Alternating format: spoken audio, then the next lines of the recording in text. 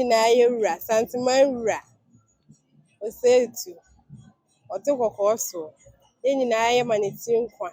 Ma ne tiri nkwa. Nyame nhyira no na Nyame mma ne mfie nkwa tenten. Ɔnni ne mfie mmɛn. Yɛda no ase mpɛmpɛnso a ɔde Asanteman akɔ akɔduru. Wama nkonyasɛm ne nkonyadie ayɛ fɛ. Yɛda no ase yɛwura. Ɛsɛ woyɛ ɔno no nti, yɛti mu yɛyɛ dɛ. Woyɛ ɔhene, woyɛ ɔhema a, wapagya nkonyasɛm ama obiara ɛnya anigyeɛ ɛwɔ nkonyasɛm mu. Na yɛsrɛ Nyankopɔn sɛ ɔmma no ahoɔden, na ɔmmɔ ne ho ban, ɔnhwɛ no so mma yɛn.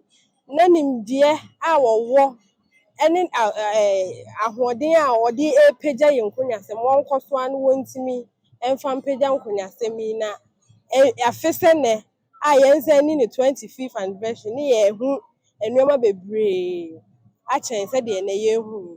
Nyame nhyira no.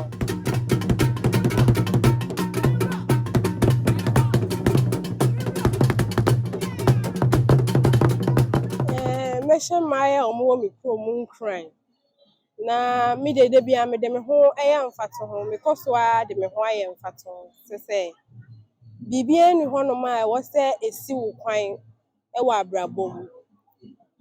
Yɛmma yɛ sukuusɛm ɛho nhia yɛn. Yɛmmɔ mmɔden sɛdeɛ yɛbɛtumi sɛ yɛ sukuusɛm deɛ ɛbɛhia yɛn. Meyɛ ɔhema deɛ ɛnso so mesan yɛ nurse ni. Nti no, sɛ woyɛ ɔbaabunu na wasi so na wopɛ sɛ wokɔ w'anim wɔ abrabɔ mu deɛ a, mesrɛ wo a yɛmma yɛ sukuusɛm nhia yɛn sɛdeɛ ɛbɛyɛ a ɛnnɛ mperewanyinsɛn no adɔɔso ɛkɔ soro. Ɛno ne adeɛ a ɛhia me. Ɛna ɛnyɛ no nko a wobɛwo na wontumi ɛnhwɛ ba, wonni adwuma ɛyɛ. Ɛma mmarima take advantage of mmaa. Nti mesrɛ mo, me yɔnko mmaa a wɔn nso ɛɛba ɔyɛ mmabunu yi, wɔn nhwɛ sɛ wɔn bɛma wɔn sukuusɛm ahia wɔn na wɔn atumi abɔ wɔn bra.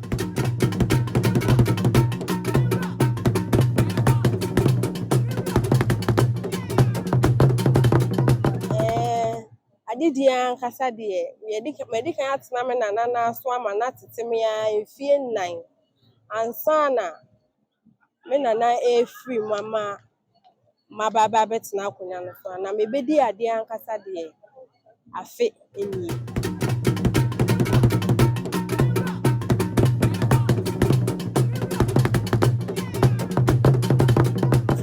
Nneɛma bebree si m'ani so a mepɛ sɛ meyɛ. Titiri te sɛ deɛ mekaeɛ, mepɛ sɛ create awareness, especially HIV.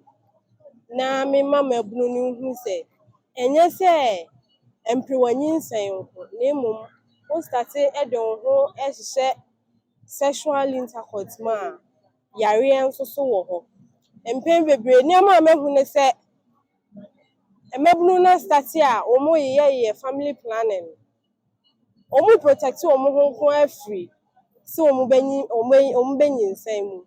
But deɛ aka na ɛka ho no, STDs na ɛka ho no, wɔn mfa wɔn adwene ɛnkɔ so. Nti no, ɛno na ɛne botaeɛ a esi m'ani so. Mepɛ sɛ mpasaa so ɛne Ahafoano district no, 5 years from now no, create saa awareness no, na yɛn abstain na teenage pregnancy ɛso ɛnte ɛwɔ me mpɛ so aso.